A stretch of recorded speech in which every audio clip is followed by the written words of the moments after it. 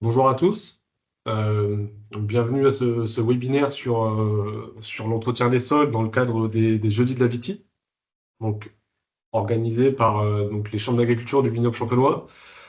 On va le présenter à deux avec mon collègue Rémi. Donc moi c'est Pierre Gachigna, je suis conseiller viticole à la chambre d'agriculture de la Marne, basé à Épernay. J'interviens sur les parties techniques, entretien des sols, fertilisation, suivi de parcelles également pendant la saison, un petit peu de certification, un petit peu de certification. Donc là, la présentation aujourd'hui, ce soir, elle va durer 30-40 minutes normalement. On prévoit un petit temps de questions qu'on gardera pour la fin de la présentation. Donc si vous avez des questions, n'hésitez pas à les mettre en allant dans la partie commentaires sur l'application. Comme ça permettra de les garder au fur et à mesure et on les prendra en fin de présentation. Ça sera plus simple pour tout le monde. Alors, j'ai ma collègue Camille, normalement, qui devrait s'en occuper, mais essayez dans la mesure du possible de fermer vos micros pour que la présentation soit plus agréable pour tout le monde.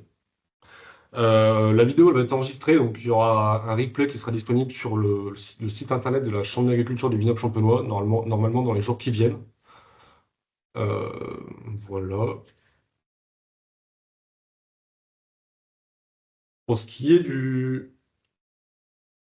pour ce qui est du programme, alors on va attendre 1 ou 2 minutes que les dernières personnes arrivent avant de commencer, et puis les retardataires se grefferont en cours de route.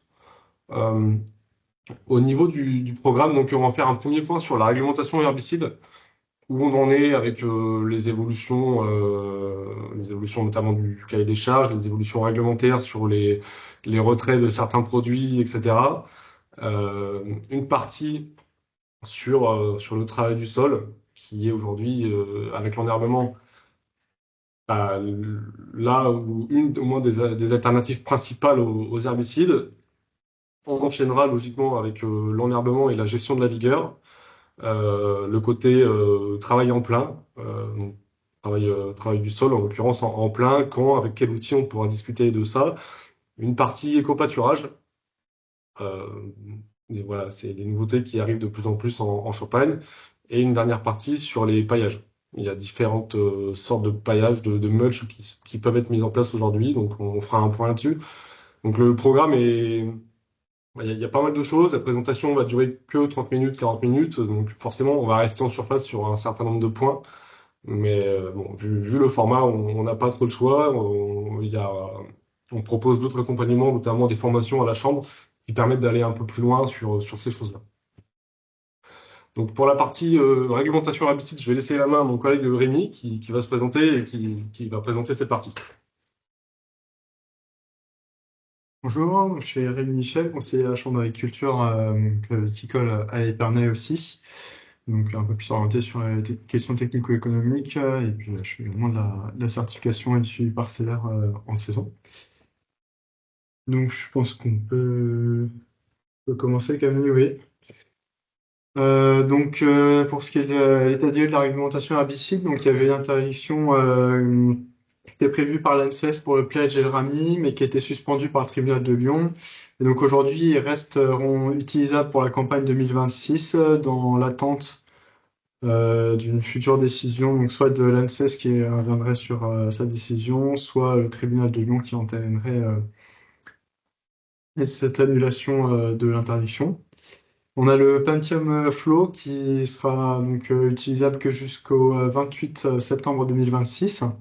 Et puis on a plusieurs produits à base de glyphosate, donc qui étaient dosés à 480 grammes litre. Donc le Cayenne, Class 1 480, Crossover, Freeway 480 et Heartland qui sont utilisables que jusqu'au 25 novembre 2026. Et puis on a toujours cette réglementation sur le glyphosate qui limite à 450 grammes de glyphosate par hectare et par an, sauf sur les parcelles non mécanisables où on peut monter à 2160 grammes par hectare et par an. Savoir que les parcelles non mécanisables aujourd'hui ne sont pas définies dans la réglementation. Il faut savoir le justifier. Aujourd'hui, 450 grammes par hectare de glyphosate, c'est pas très efficace. L'idée, notamment le CVC a travaillé là-dessus, c'est de pouvoir localiser au maximum sous le rang les produits épandus pour pouvoir augmenter le dosage et donc conserver de l'efficacité malgré une faible concentration à l'hectare. Il y a eu beaucoup de travaux qui ont été menés là-dessus et qui sont disponibles sur l'extranet du CIVC, où il y a ici un exemple de réglage, notamment des jets de la rampe à désherber pour être plus efficace sous la partie sous le rang. Et puis pour le reste, il faudra peut-être privilégier notamment un ultra du sol. D'autant plus que aujourd'hui, le cahier des charges AOC, il donne une largeur maximum du désherbage de 40 centimètres de part et d'autre du rang de vigne. On a de toute façon obligation de localiser son désherbage, que ce soit en prélevé ou post-levé. Et puis on a également l'obligation d'avoir un interrang qui dispose d'un couvert végétal, donc qu'il soit un couvert végétal semé ou un couvert végétal spontané entre le 30 novembre et le 31 janvier. Pour faire le point sur ce qui est des certifications, en VDC, on avait annoncé un changement, mais finalement il a été annulé. Donc on reste sur les mêmes bases avec un écart critique pour un IFT herbicide supérieur à 1,31 et un écart mineur quand on a un IFT herbicide compris entre 0,88 et 1,31. Pour ce qui est de la HVE, on gagne des points à partir du moment où on a un IFT herbicide inférieur à 1,31. Donc vous avez le tableau ici qui vous montre le nombre de points en fonction de l'IFT herbicide qui est décroissant avec l'augmentation de l'IFT. Je vais laisser Pierre vous parler des outils.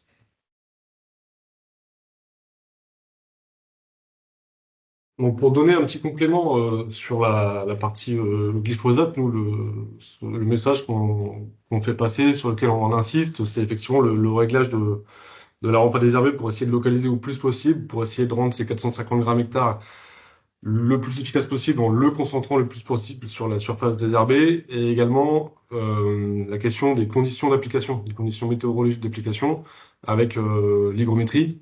C'est important de passer dans des conditions hygrométriques qui sont favorables aux produits, c'est-à-dire qu'il faut suffisamment d'humidité, une hygrométrie au-delà de 60% pour que le produit soit le plus efficace possible.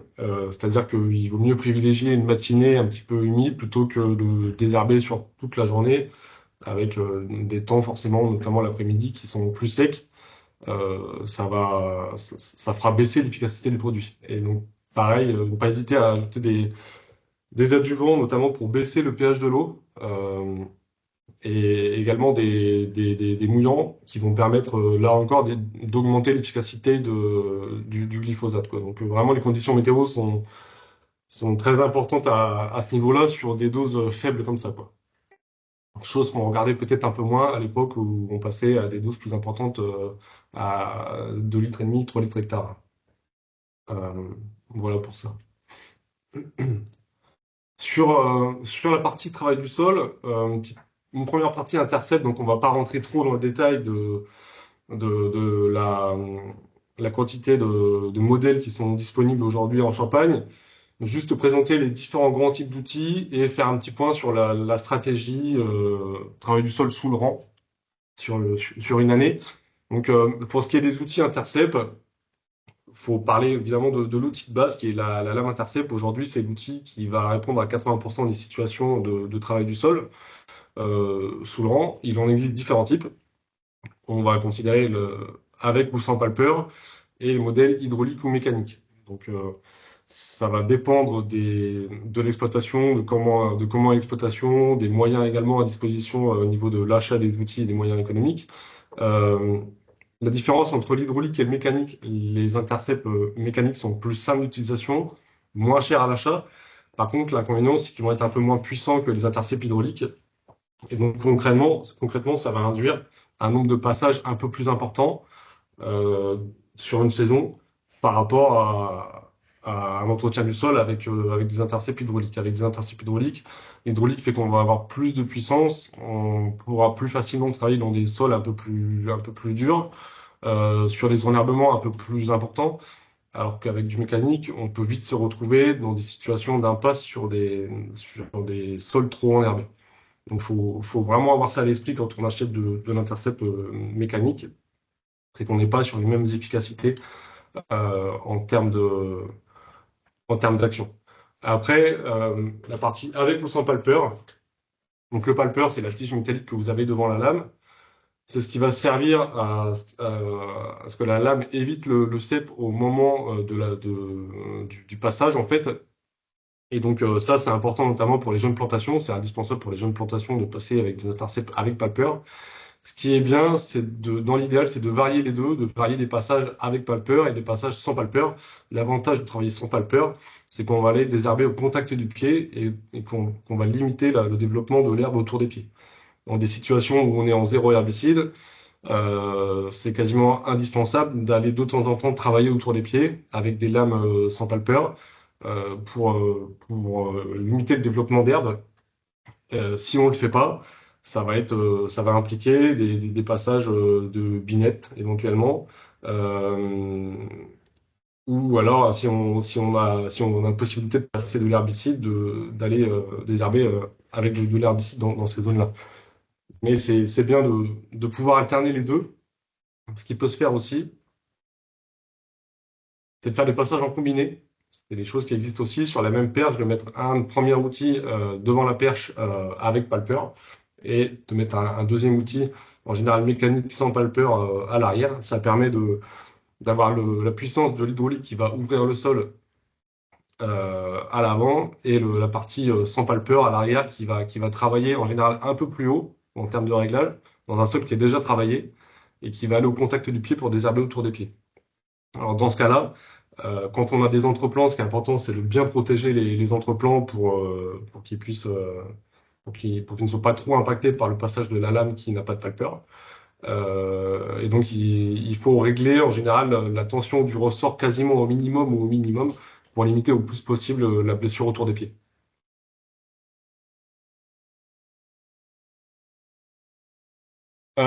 On insiste également sur le fait dans la mesure du possible, de varier le type d'outil. C'est compliqué aujourd'hui de travailler en étant zéro herbicide avec uniquement de la lame mécanique. C'est intéressant, c'est quasiment indispensable aujourd'hui de travailler avec d'autres outils. Alors ça peut être des outils à disque comme les disques crénelés que vous avez en bas à droite ou les disques émoteurs au centre de l'image, qui sont des disques fixes qui vont permettre de créer un léger butage en allant retourner la terre un petit peu vers le centre vers le dessous du rang. On a les outils rotatifs également que vous avez à gauche. Donc là, c'est un système de brosse qui est animé hydrauliquement. L'avantage de ces outils-là, c'est que c'est des outils, notamment en début de saison, qui vont être intéressants pour aller faire de la terre et ouvrir le sol en sortie d'hiver, après plusieurs mois sans travail du sol. L'inconvénient des outils rotatifs comme les brosses comme ça, c'est que avec certains types de tailles, ça peut créer des problèmes de blessures, notamment avec la taille Chablis, quand on a des charpentes qui sont un peu proches du sol. Le fait de passer des outils rotatifs comme ça qui sont assez volumineux, ça va faire de la casse. Donc, en fonction du type de taille, ça peut être compliqué à mettre en œuvre. L'autre inconvénient, c'est que c'est des outils qui sont chers à l'achat. Donc, c'est pas des outils qu'on retrouve beaucoup aujourd'hui, mais vous avez des outils comme les disques émoteurs et les disques crénelés qui permettent de varier l'angle d'attaque au niveau du sol comparé à une lame plate. La lame plate, elle va toujours travailler horizontalement par définition. L'intérêt de l'outil à disque, lui, c'est qu'il va aller des fois aussi casser un petit peu cette semelle de labour qu'on aura à la profondeur de travail de la lame. L'outil à disque, lui, va casser un peu ça et va permettre, notamment en début de saison, d'aller retourner un peu de la terre, de faire de la terre et permettre un travail à la lame derrière par la suite dans la saison plus facile, plus efficace.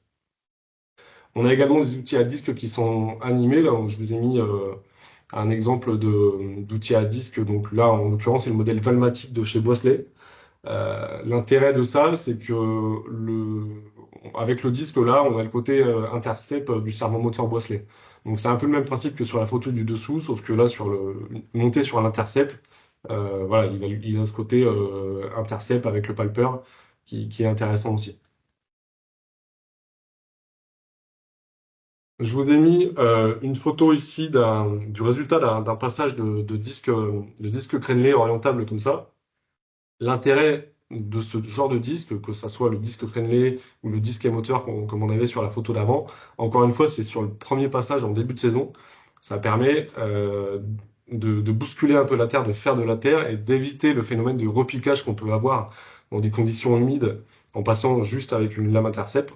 Là, ça permet vraiment de faire de la terre, d'ouvrir les sols pour préparer au passage d'entretien qu'on va faire avec la lame plate. Euh, et voilà, on aura moins le phénomène de repiquage.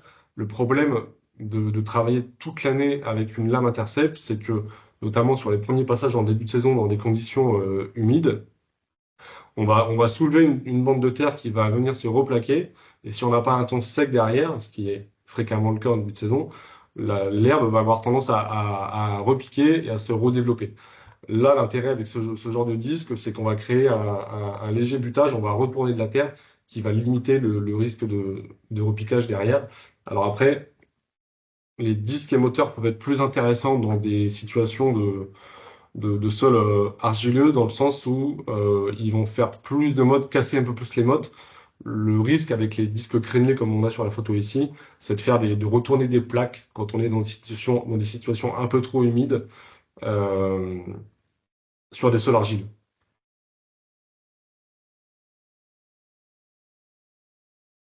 Là, je vous ai remis le calendrier du travail du sol intercept. Alors, le calendrier, c'est un bien grand mot, mais c'est pour mettre en avant un petit peu les dates clés, les différentes dates clés des interventions au niveau intercept.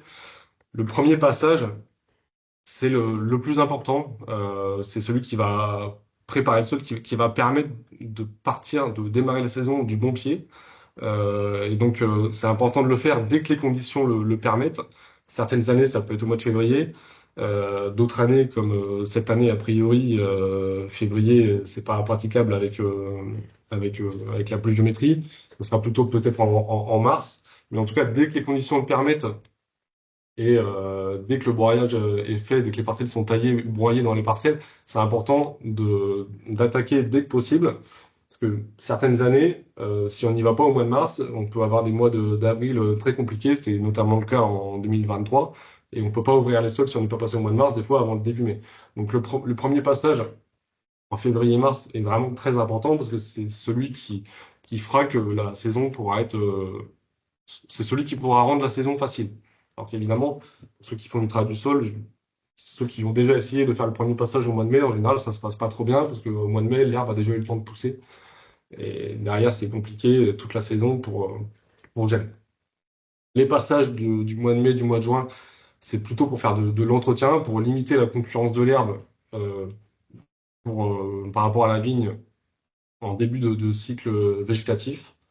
Et après, on a le passage après vendange qui va dépendre en fonction de chacun, en fonction des situations. Si on est en fonction de l'état de salissement de la parcelle, ça sera plus simple de reprendre le travail du sol en sortie d'hiver si on a fait un passage après vendange, parce que la durée durant laquelle le sol n'aura pas été travaillé sera plus courte. Donc, passage après vendange, ça peut être nécessaire si le sol est très enherbé. Ça peut être nécessaire si on travaille avec des intercepts mécaniques, parce qu'il faut passer plus souvent. On ne pourra pas se permettre de récupérer un sol en sortie d'hiver très enherbé. Donc là, le passage après vendange peut être nécessaire. Après, il y a toujours la discussion de savoir comment ça se passe par rapport au personnel à pied. Ça fait partie des critères de décision à prendre en compte en priorité. Voilà, si on déplace un peu trop de terre après vendange, bah, ça peut poser problème, notamment pour tailler au chariot, par exemple. Pour développer un peu sur l'importance du premier passage, faut garder en tête en fait que les lames mécaniques, c'est l'outil qui va permettre de travailler dans la plupart des cas, dans la plupart des situations, dans 80% des cas. Par contre, pour le premier passage, pour ouvrir les sols, c'est pas les outils les plus adaptés. Parce qu'encore une fois, on va tendance à créer une plaque qui va avoir tendance à repiquer. C'est bien sur les premiers passages pour ouvrir le sol, pour faire de la terre, comme on dit, de passer avec des outils soit à disque, soit avec des outils qui vont bousculer un peu plus la terre. C'est le cas de certains intercepts. Là, je vous ai mis la photo en bas à droite des intercepts Bellum. vous avez un soc comme ça, là, comme vous avez sur la photo, qui n'est pas plat, qui va permettre de retourner un peu la terre. Et l'objectif, c'est pas forcément tout de suite d'avoir un désherbage qui est nickel, c'est de créer des conditions de sol qui vont être favorables derrière au passage de la lame intercept dans un sol qui est déjà travaillé, qui est déjà aéré.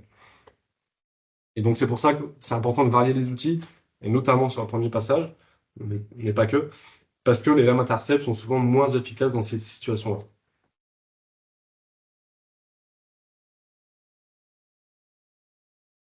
Petit point sur la protection des plants. Sur les tuteurs. Donc, c'est ce qui permet voilà, de garder de protéger le jeune plant pendant les phases de travail du sol. Euh, Ce qui est conseillé en général, enfin, ce qui ressort voilà, des discussions avec les viticulteurs qui font du travail du sol depuis longtemps, c'est de préférer des tuteurs métalliques, donc des U en métal, diamètre minimum 8 à 10 mm. 6 en général, ça peut être trop léger et plié facilement. Longueur 70 cm, enterré de 40 à 45 cm pour éviter que le U ne se déplace trop facilement au passage de l'intercept. Ceux qui utilisent du bois, préférez du bois fendu de préférence. Alors, je pense que c'est pas forcément facile à trouver. Et au moins des carrés de 3 cm de côté. Dans le cas de l'entreplantation, de plus en plus de viticulteurs maintenant mettent un système de U métallique en croix pour protéger au mieux les entreplants, surtout dans le cas où il y a du travail sans palpeur de temps en temps, où là c'est ultra important de protéger les jeunes plants qui sont forcément beaucoup plus sensibles que les plants qui sont en place depuis longtemps. Et ce qu'on observe aussi, ce qui fonctionne bien chez certains viticulteurs, notamment qui sont viticulteurs en bio, c'est d'ajouter une gaine rigide. Alors on peut avoir différents formats comme ça. Une gaine rigide pour, en plus du tuteur, maximiser la survie de l'entreplant et son développement. Alors, par rapport à ça, c'est pas forcément toujours, c'est pas, ça peut être compliqué par rapport au cahier des charges VDC et à la couleur des protections des caches plans, mais techniquement, il y a un vrai intérêt en termes de protection des plans. Donc ça peut s'adresser plutôt aux viticulteurs qui sont certifiés bio et non VDC. Un petit point pour, pour le travail du sol intercept sur la gestion des dévers. Alors, il existe des correcteurs de dévers qui sont vendus, qui sont installés sur les perches par les différents distributeurs de matériel. Ce qui ressort de ça, de l'utilisation de ces correcteurs de dévers, c'est qu'en général, c'est assez compliqué à maîtriser. Ça a tendance à être un peu brusque et donc il faut tout le temps y toucher. Il y a beaucoup de viticulteurs qui s'équipent à la base et qui finalement les retirent parce que en pratique, c'est assez compliqué à mettre en place, à utiliser. Ce qui peut être intéressant sur les travaux du sol en dévers, alors effectivement, c'est toujours compliqué quoi qu'il arrive, mais une solution pour essayer de faciliter un peu la tâche, c'est de travailler sur des largeurs un peu plus faibles. Et donc là, comme sur la photo, quand c'est possible, en fonction des enjambeurs, d'installer un porte-outil central pour travailler sur 2 rangs complets et pas sur 4 demi-rangs. Voilà, dans le cas de parcelles en dévers, ça peut être plus simple à gérer de ne pas avoir des outils qui soient écartés de 2 mètres, 2 mètres 50 les uns des autres. Là, on voit par exemple que sur la photo, euh, le demi-rang qui est à gauche de la roue gauche n'est pas travaillé. C'est vraiment les 2 rangs du milieu qui sont travaillés en face à face par les outils. Et donc là, on travaille sur une largeur là, qui est beaucoup plus faible. Et c'est un peu plus facile à gérer comme ça en général.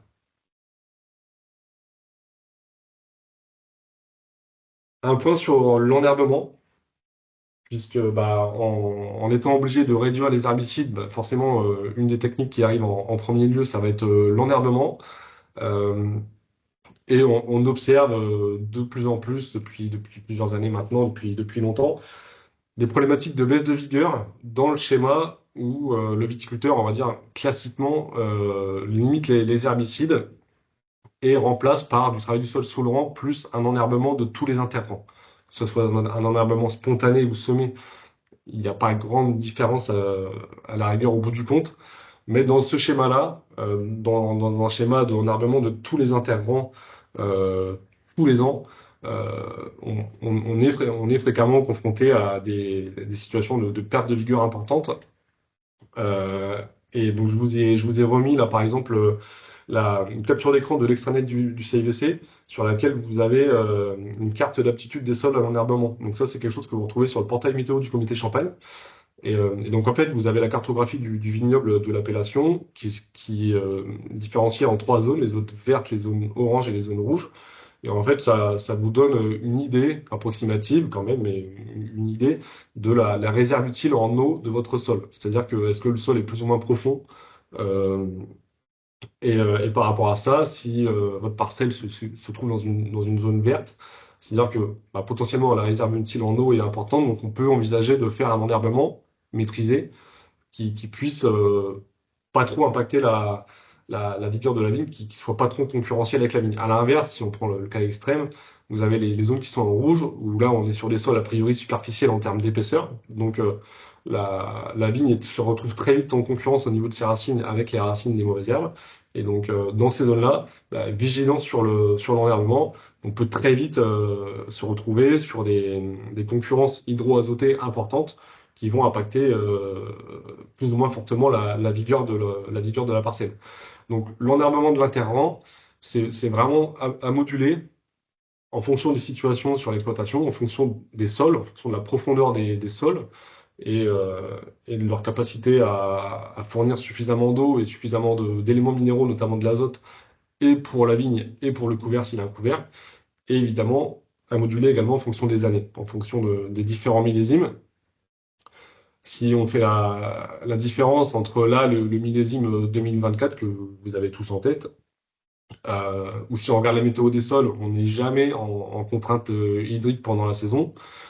Donc là, évidemment, sur une année comme ça, on peut se permettre d'avoir un enherbement qui est un peu plus important, puisque on peut estimer que sur des sols qui ne sont pas trop superficiels, il y aura suffisamment d'eau pour le développement de la vigne et pour le développement éventuellement d'un enherbement s'il est maîtrisé. À l'inverse, si on prend le cas de la météo de l'année 2022, météo très sèche, on voit que assez tôt en saison, on peut avoir des phénomènes de contraintes hydriques au niveau du sol. On voit que après début avril, on n'a pas d'eau quasiment jusqu'au mi-mai. Et ben, dans ces situations, encore plus si on est sur des sols avec des réserves utiles faibles, ça peut valoir le coup de travailler le sol en plein, de désherber mécaniquement l'interrant. Ça fera le lien avec la partie suivante. Ça peut être important de supprimer la concurrence de l'herbe dans ces situations, pour ne pas trop impacter la vigueur de la parcelle.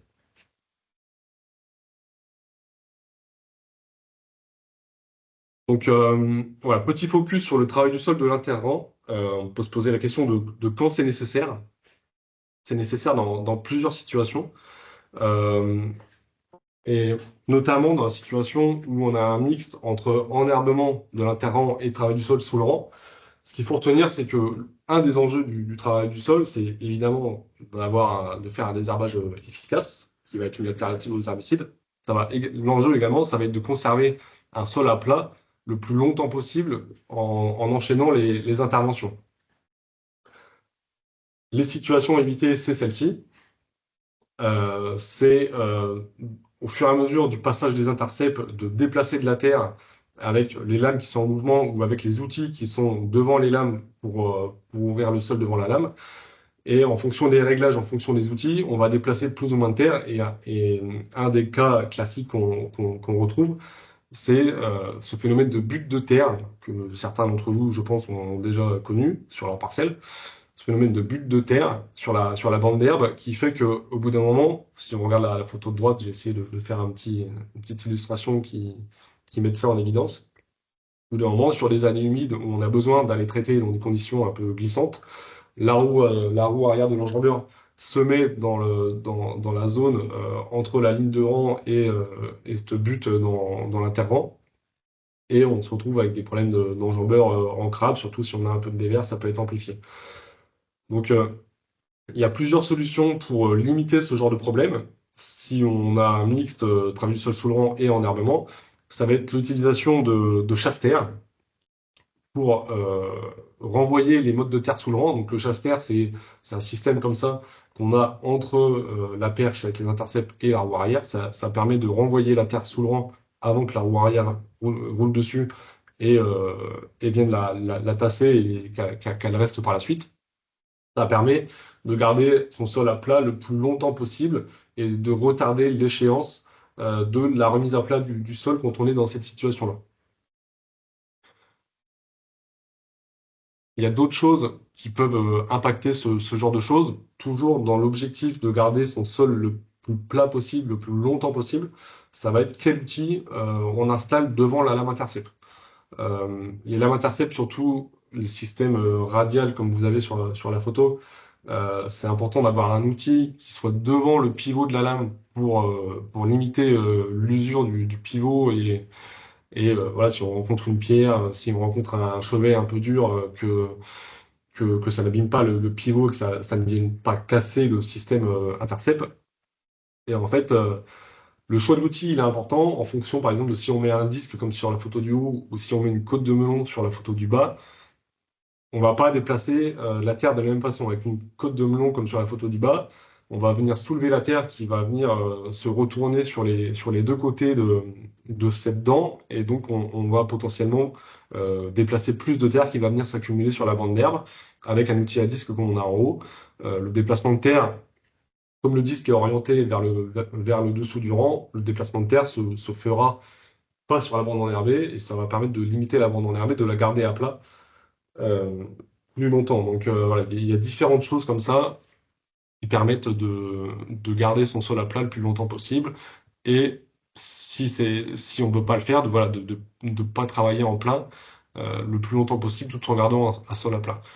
Euh, un autre point de vigilance par rapport à ça, c'est la profondeur de terrage. Plus on va travailler profondément, plus on aura tendance à déplacer de la terre, notamment si on passe sur des sols enherbés. Donc, voilà, ça fait partie des choses à regarder. L'utilisation du chasse-terre, plus notamment l'outil qu'on a devant la lame. Donc le travail du sol de l'interrang, quand est-ce que c'est nécessaire? C'est aujourd'hui devenu quasiment indispensable, au moins de temps en temps, avec l'évolution du cahier des charges. Comme l'a dit Rémi, on ne peut plus désarmer l'interrang, chimiquement en tout cas. La remise à plat, elle est nécessaire de temps en temps à cause du travail du sol intercept, puisqu'on va venir déplacer de la terre plus ou moins sur la bande d'herbe, ce qui va créer ce phénomène de butte de terre qu'on va être obligé de remettre à plat. Et on va être obligé aussi de travailler en plein de temps en temps pour des questions de vigueur et de concurrence des enherbements par rapport à la vigne. Donc aujourd'hui, quand on parle de travail du sol, c'est indispensable d'avoir au moins un outil pour travailler l'interrang de temps en temps et pouvoir le remettre à plat ou limiter la concurrence de l'enherbement sur la vigne. Pour présenter rapidement voilà, les quelques types d'outils qui permettent de faire ce genre de travail, vous avez notamment les cover crops au milieu de l'image, qui sont des outils à disque qui permettent de détruire des bandes enherbées. Quand on fait un premier passage, l'objectif est de détruire une bande enherbée pour limiter la concurrence de l'herbe. C'est des outils qui sont assez pratiques parce que le fait que l'outil soit rotatif, que le disque soit mobile, ça va permettre de limiter le risque de bourrage. En fait, on peut se permettre de faire des mottes qui vont pas aller bourrer dans les outils du fait de la rotation des disques. Ensuite, on a les outils à gauche, les Canadiens, les vibroculteurs, c'est des outils qui vont être intéressants pour faire de l'entretien plutôt sur un sol déjà travaillé. On aura beaucoup plus de mal à aller détruire une bande enherbée avec des outils comme ça, puisqu'on va aller soulever les mottes de terre avec les racines de l'herbe qui vont avoir tendance à aller bourrer entre les dents. Donc c'est plus compliqué, c'est plutôt pour faire de l'entretien sur un sol qui est déjà travaillé. Et à droite, vous avez donc les charrues qui permettent elles, d'ouvrir les sols. Mais là encore, quand on est sur des situations avec beaucoup d'herbe, ça peut créer des risques de bourrage entre les dents. Donc, voilà, différents outils pour différentes situations. Je vous ai mis également quelques photos, notamment l'outil Agromi, qui est un peu un mélange entre un cover crop, on va dire, un cover crop qui permet de gérer l'herbe sans la détruire, mais de ne pas avoir à la tondre. En fait, ça va venir bousculer l'herbe sans la détruire ça va limiter son développement tout en gardant un système, euh, un système racinaire qui va être actif et donc on n'aura pas un sol à nu. Et je vous ai mis à côté la bêche rotative qui, elle, va être sur des vitesses d'avancement beaucoup plus faibles, mais qui va permettre de garder de bien limiter, de faire un désherbage efficace et de bien remettre le sol à plat. Donc, beaucoup plus gourmand en énergie parce que c'est animé hydrauliquement. Mais voilà, c'est des outils aujourd'hui qui existent, qui peuvent être utilisés comme ça. Bien garder à l'esprit que quand on détruit comme ça son enherbement, c'est important de garder les rangs de passage enherbés, c'est toujours ce qu'on dit, pour que l'enjambeur qui va traiter ou le chenillard qui va traiter puisse passer dans des bonnes conditions, même les années pluvieuses du style 2024, où on a besoin d'aller traiter des fois dans des conditions météo un peu compliquées. C'est bien d'avoir de l'herbe, de garder de l'herbe sur ces rangs de passage pour passer même en conditions humides. Petit point pour enchaîner avec ça sur l'éco-pâturage en Champagne, euh, notamment avec l'éco-pâturage avec les moutons. C'est une pratique qu'on voit depuis maintenant plusieurs années, je dirais 5-6 ans maintenant. Euh, il y a il y a des viticulteurs qui achètent leurs moutons, il y a des prestataires qui proposent ce genre de service, où là c'est plutôt clé en main avec l'installation des clôtures. C'est le prestataire qui gère les moutons, ça peut être un peu plus simple. Il y a également des viticulteurs qui travaillent directement avec des éleveurs. Donc ça dépend des zones géographiques. Il y a des zones de Champagne où il y a plus ou moins un éleveur de moutons. Au niveau des espèces qui peuvent être adaptées à l'éco-pâturage en living, vous avez des espèces romanes, cause du Lot, Estalé ou Solognote, par exemple. Vous avez les moutons ouessants. Alors j'imagine qu'il y a d'autres races qui peuvent s'y prêter, mais voilà, vous avez celles-ci qui peuvent être faites. Au niveau du temps de pâturage, on considère sur une parcelle fortement enherbée que le temps de pâturage, ça va être 600 jours par hectare et par an. Donc quand on dit 600 jours par hectare et par an, c'est pour un mouton. Donc au niveau du calcul, si c'est deux moutons, ça va réduire à 300 jours, etc. Donc on considère que pour un hectare, 25 moutons pendant 25 jours suffit. Euh, et donc, l'abri et la clôture est obligatoire au niveau de la gestion des moutons. On va les faire pâturer entre l'après-vendange et le débourrement. Donc, l'objectif, c'est quand même de les faire pâturer au plus proche du débourrement pour que la tonte soit la plus efficace, que l'herbe soit la plus rase au moment où on va éventuellement reprendre les sols à l'intercept. Le résultat obtenu est comparable à une tonte. Et il faut savoir que les moutons ne mangent ni ortie, ni chardon, ni prêle, ni senson a priori. Euh, donc ça, ce genre de système d'éco-pâturage, ça va plutôt concerner a priori les viticulteurs qui sont en viticulture biologique, qui ne peuvent pas se permettre ou qui ne peuvent pas voilà, faire de l'herbicide.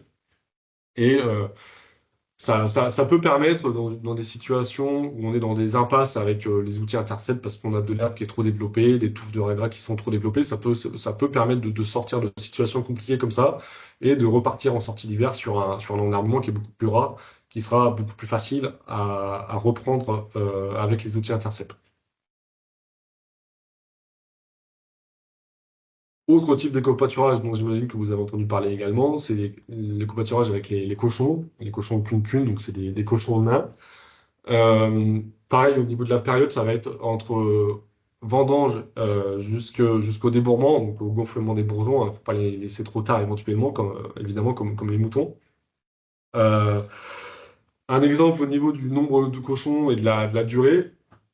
Pour 10 arts, il y a des viticulteurs voilà, chez qui utilisent cette méthode. Pour 10 arts, c'est 5 cochons pendant une douzaine de jours. Donc c'est des ordres de grandeur, mais voilà, ça peut donner une idée.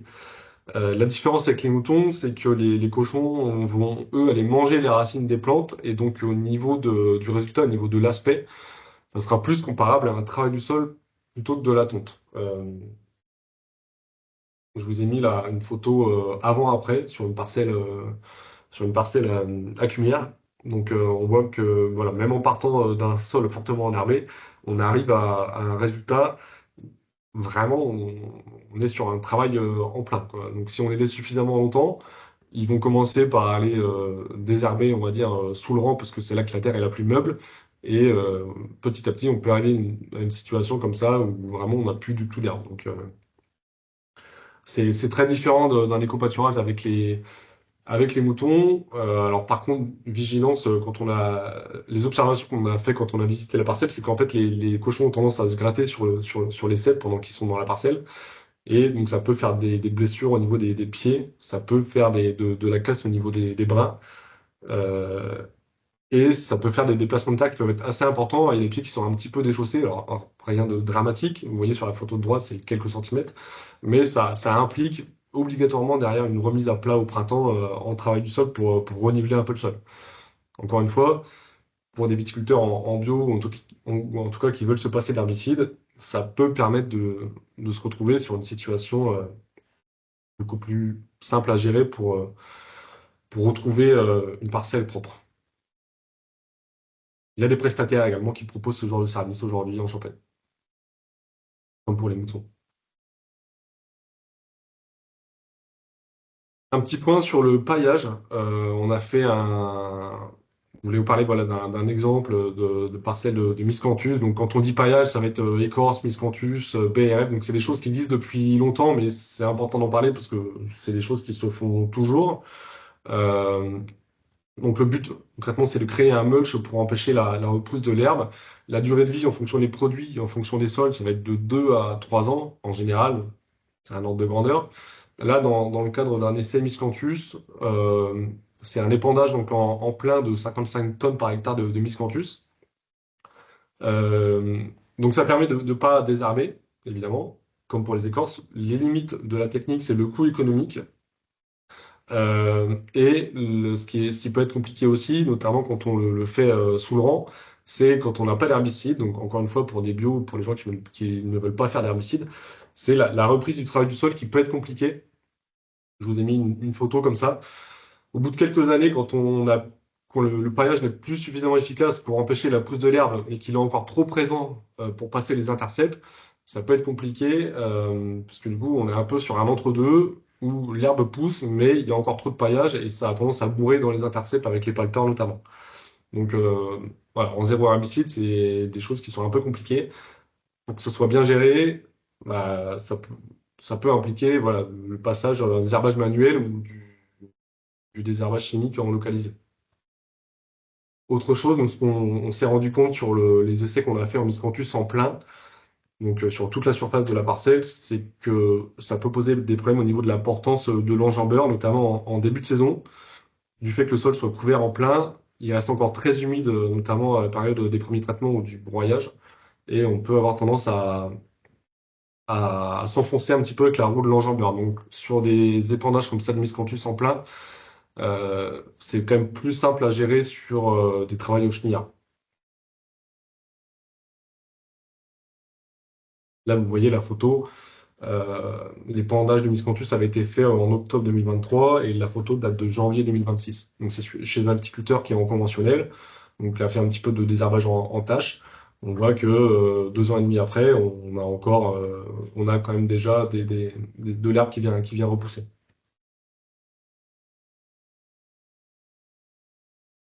On voulait également parler de cette technique de paillage, que ce soit avec des écorces, avec du miscanthus, avec des produits comme ça, avec des BRF, où on fait des gros apports en grosse quantité. Là, on parlait de 55 tonnes hectares, par exemple. C'est des produits qui, au niveau de leur composition, ont des rapports C/N, ont des rapports carbone-azote qui sont très élevés. Notamment le miscanthus, nous, on a fait une analyse sur du miscanthus, on avait un rapport carbone-azote de 170, donc c'est des choses qui sont très très riches en carbone et qui contiennent assez peu d'azote. Le danger par rapport à ça, c'est de faire un phénomène de fin d'azote sur les parcelles. C'est-à-dire que si vous avez des parcelles sur lesquelles vous avez des sols qui ne libèrent pas assez d'azote, des sols qui ne sont pas assez fertiles, pas assez riches en azote, en fait, quand vous allez apporter comme ça une grosse quantité de matière organique, pour sa dégradation, cette matière organique, euh, elle va, vous avez les micro-organismes, les champignons, les bactéries qui vont se développer en grande quantité parce il y a beaucoup à manger, il y a beaucoup de matière à dégrader. Donc les conditions ne sont pas limitantes pour les bactéries. Et donc, dans leur développement, dans leur composition, ces champignons, ces bactéries, ils ont un rapport carbone-azote de 8, donc il leur faut une certaine proportion en carbone, en azote. Donc le carbone, c'est facile, il sera en quantité largement suffisante dans le miscanthus, dans les écorces. Par contre, l'azote, comme il y en a beaucoup moins, pour leur développement, ces champignons, ces bactéries, notamment les bactéries, vont aller chercher l'azote dans le produit, mais comme il n'y en a pas assez, c'est l'azote du sol qui va être utilisé pour le développement de cette biomasse qui va dégrader la matière organique. Ce qui fait que l'azote du sol qui sera utilisé pour le développement de la biomasse ne sera pas disponible pour la vigne. Et donc, ça peut faire des carences en azote. C'est ça qu'on appelle une fin d'azote. On a essayé de faire un schéma qui soit à peu près, qui permet d'expliquer un petit peu ça. Donc voilà, c'est le danger. Si vous mettez ce genre de produit sur des parcelles qui sont en manque de vigueur ou sur des sols qui sont superficiels, des sols qui sont pas très riches, le risque, si il n'y a pas d'apport azoté en complément, c'est de faire des fins d'azote. Donc une vigilance par rapport à ça, surtout en mettant des grosses quantités, encore une fois, avec comme des écorces ou du miscanthus.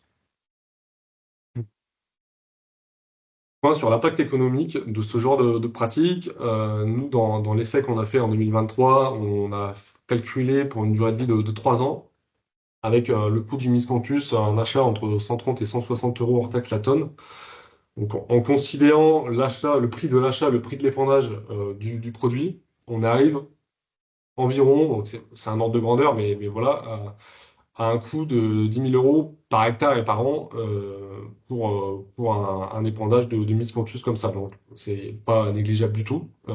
Si on compare du travail du sol, pareil, c'est un ordre de grandeur, ça va dépendre de comment c'est organisé sur l'exploitation, mais un travail du sol, on va être entre 2 500 et 3 000 euros hors taxe par hectare et par an. Donc, c'est des choses qui sont économiquement plus compliquées à mettre en place sur l'exploitation.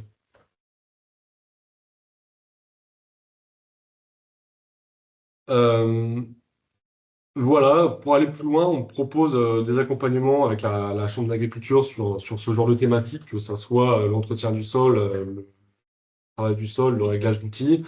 Également, on fait des formations, notamment il y a une formation qui a lieu le 19 mars à Épernay, alternative au désherbage chimique, où là, on reprend ce thème-là, mais approfondi beaucoup plus.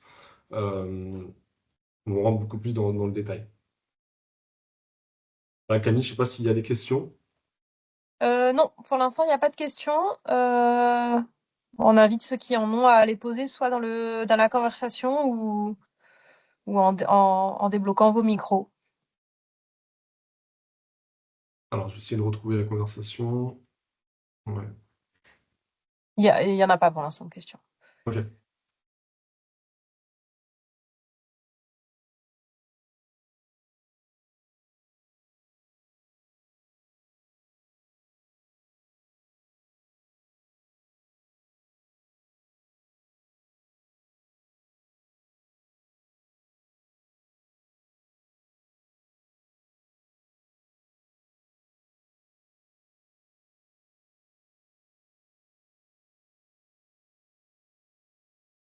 Encore une fois, Alors, le format ne permet pas de rentrer dans un détail trop important, mais voilà, on essaie de brosser les différents thèmes qui tournent autour de l'entretien du sol. C'est quelque chose de très global. On pourra en parler très longtemps, mais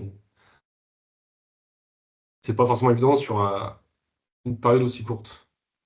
euh, il y a une main levée de Madame Blin. Ouais. Ah oui, Vous pouvez oui, oui, c'est activer votre pas. micro si vous voulez. Alors, vous m'entendez? Ouais. Oui, Oui, oui, c'est pas Clémence, c'est Mathieu qui est derrière le pardon. micro.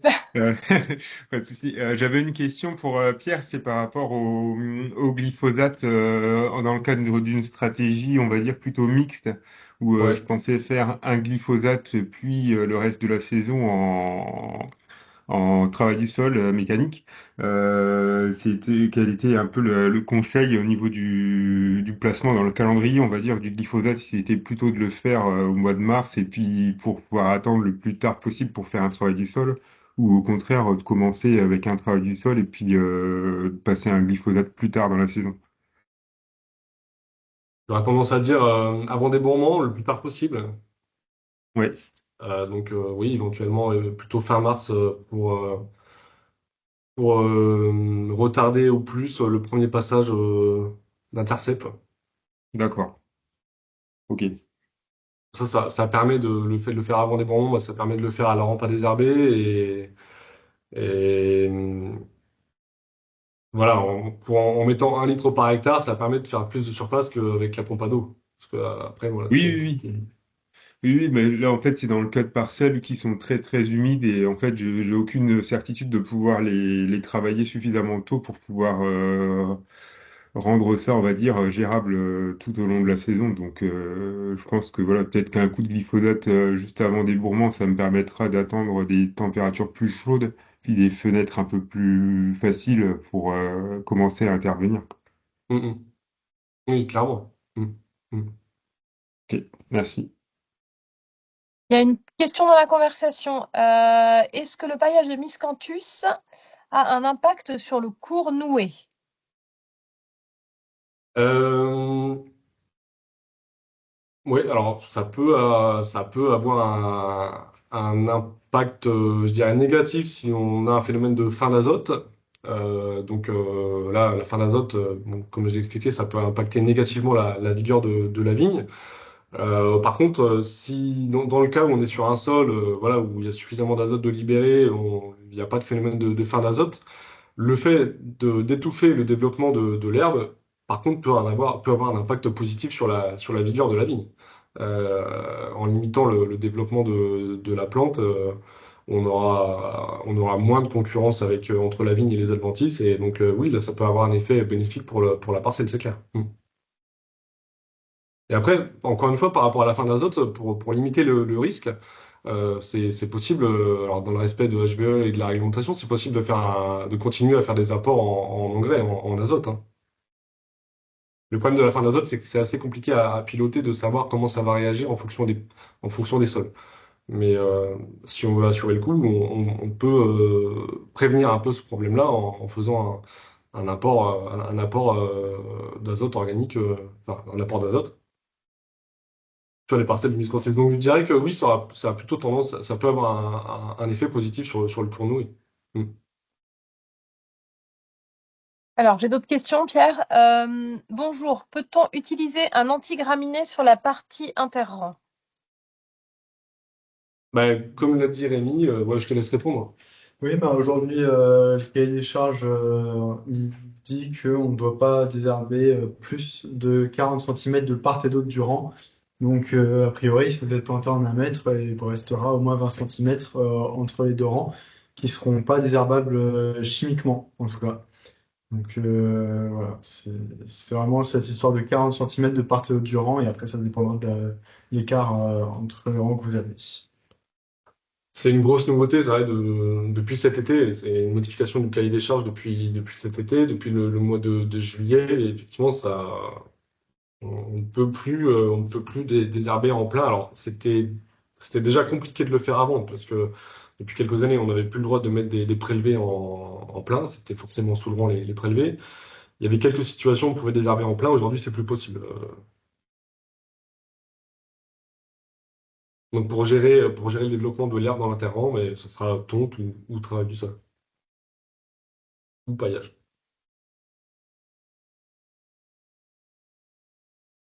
Alors, il y a une autre question. Je ne sais pas si tu veux que je la lise ou si tu la vois, Pierre, mais je vais Je la la lire. vois pas. Ouais, je veux bien que Ok. tu la lises. Ouais. En situation d'échec de travail du sol, on travaille parfois avec de l'enherbement en plein et donc de la tonte sous le rang. Bien évidemment, cela engendre une forte concurrence hydro-azotée avec la vigne. Il y aurait-il des espèces à semer afin d'éviter ces problèmes, par exemple comme le micro-trèfle? Et que pensez-vous d'une appli Beluca en situation climatique sèche pour limiter la concurrence?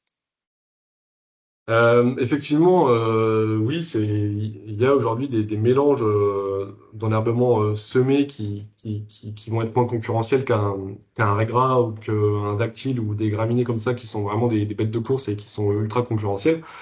Il y a des enherbements qui existent, notamment à base de légumineuses. Alors, soit des enherbements trèfle ou minette légumineuses pures, ou des enherbements mixtes, la fête rouge demi-traçante par exemple, ou mélangée à des légumineuses. qui permettent d'avoir un enherbement qui est moins concurrentiel. Sur la question du trèfle, le problème du trèfle nain, quand on le met en plein, c'est que dans une situation, euh, dans nos situations voilà, d'exploitation où on va fertiliser, en général, on fertilise en mettant 30, 40, 50, 60 unités d'azote, c'est que le trèfle qui est vendu comme nain reste pas nain très longtemps. Et donc avec nos systèmes de taille, où on a une boule, un cep qui est proche du sol en général, ça peut être embêtant pour le développement des brins de pied. Et donc, pour les bourdonner, voilà, j'ai déjà vu des parcelles du sommet du trèfle blanc nain en plein, euh, ça peut monter dans les pieds et poser des problèmes pour le développement des brins de pied et pour les bourdonnages, par exemple. Euh, voilà pour la question sur l'enherbement. Mais oui, en tout cas, il y a des mélanges il y a des mélanges qui existent, pour ça qui sont vendus dans le commerce, des mélanges moins concurrentiels. Les distributeurs en proposent. Euh, et souvent, il y a au moins une base légumineuse ou 100% légumineuse.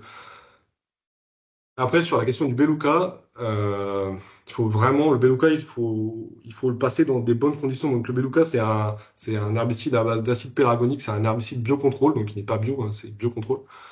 Ça ne va pas compter dans l'IFT. Il faut le passer au bon moment dans les bonnes conditions météo. Il faut suffisamment de chaleur, d'humidité, enfin suffisamment de chaleur d'ensoleillement. Et il faut le passer sur des plantes qui sont au stade plantule. Sinon, vous serez très certainement déçu du résultat. L'autre problème du beluga, c'est que c'est très cher à l'achat. Il y a des viticulteurs qui en utilisent, qui en sont satisfaits. Encore une fois, il faut pas en attendre des miracles. Ça va être vraiment sur des plantes au stade plantule, ouais.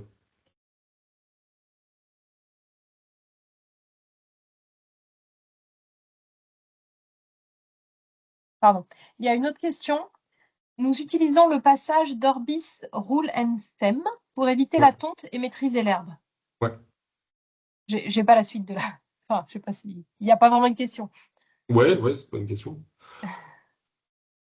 Bah, sur un enherbement, ouais, après, je sais pas si c'est sur un enherbement, sur un engrais vert ou sur un enherbement permanent.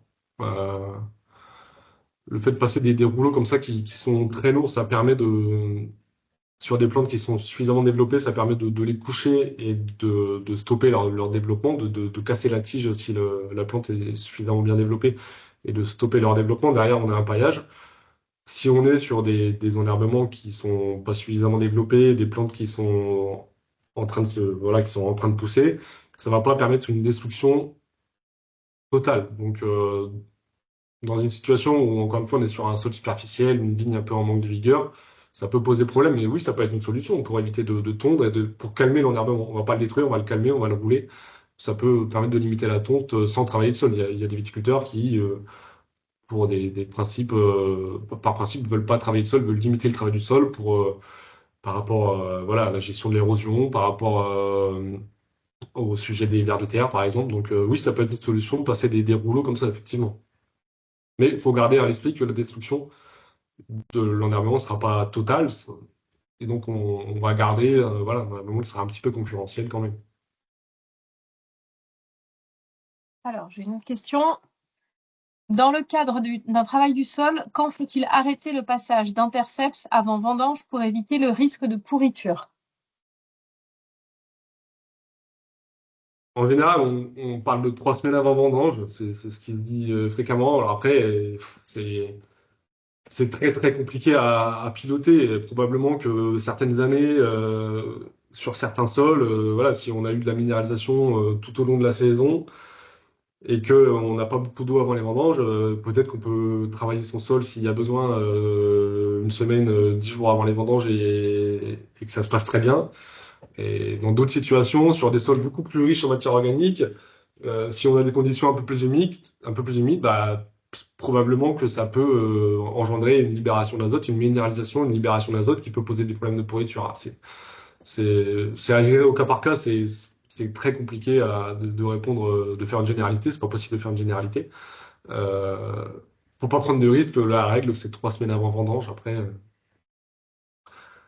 Après, encore une fois, ça dépend des sols. Il faudrait faire des analyses de sol poussées sur la dégradation de la matière organique, savoir où on en est à ce moment-là pour avoir une vraie idée. Mais c'est vraiment au cas par cas, ouais.